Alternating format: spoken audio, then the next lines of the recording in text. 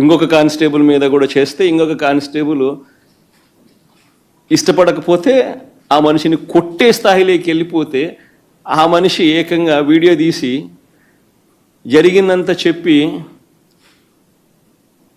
వీడియోను లెటర్ను ఏకంగా డీజీపీకి నుంచి ప్రెసిడెంట్ ఆఫ్ ది కంట్రీకి గవర్నర్కు లేఖ రాసి కోర్టులో కేసు వేసినాడు. అంటే ఈ మాదిరిగా ఇరికియాలనుకుంటే ఎవరు తట్టుకోగలుగుతారు? ఎవరినైనా ఇరికిచ్చేసేయచ్చు. Where is the end for it? నిజంగా all what you require is an government employee. ఎవడో నీ గన్మెన్ ఎవడో ఒకటి పట్టుకుంటే చాలు. నెక్స్ట్ చంద్రబాబు నాయుడు దగ్గర, లోకేష్ దగ్గర పనిచేస్తాను గన్మెన్ ఒకటి దొరికితే చాలు. అది ఎట్ట గవర్నమెంట్లో ఎవడు ఉంటే గవర్నమెంట్ కనుక అనుకూలంగా చెప్తారు.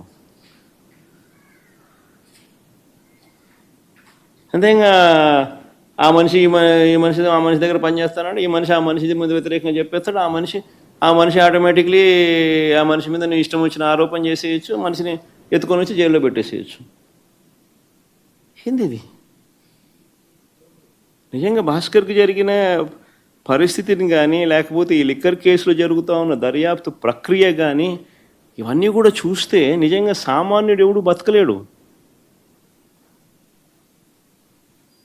ఎవిడెన్సెస్ అనేటివి నువ్వు క్రియేట్ చేస్తూ ఉన్నావు, మ్యానుఫ్యాక్చర్ చేస్తూ ఉన్నావు.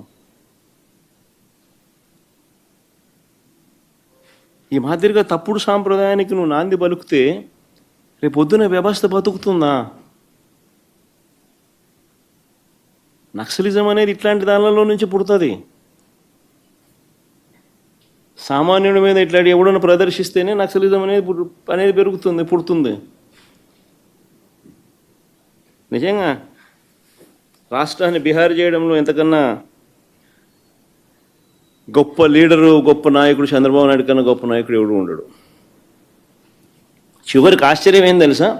భాస్కర్ని ఎందుకు టార్గెట్ అని అంటే చంద్రగిరి చంద్రబాబు గారు సొంత కాన్స్టిట్యున్సీ.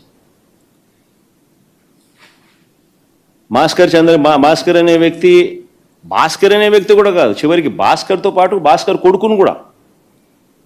ఆ పిల్లోడు మొన్ననే పాపం చదువులు అయిపోయి చేసుకొని లండన్ నుంచి మొన్న వచ్చినాడు, చిన్నపిల్లోడు.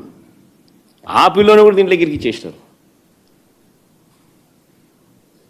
అంటే చంద్రగిరి కాన్స్టిట్యున్సీలో క్లీన్ ఉండాలా, ఆయన సొంత కాన్స్టిట్యున్సీ కాబట్టి. ఏంది ఇది? నాకు అర్థం కాదు. సొంత కాన్స్టిట్యున్సీలో గెలవలేని వ్యక్తి ఇక్కడ 17,000తో ఓడిపోతే, చంద్రగిరిలో ప్రజలు తంతే చంద్రబాబు నాయుడిని 17,000తో ఓడిస్తే కుప్పం పోయినాడు.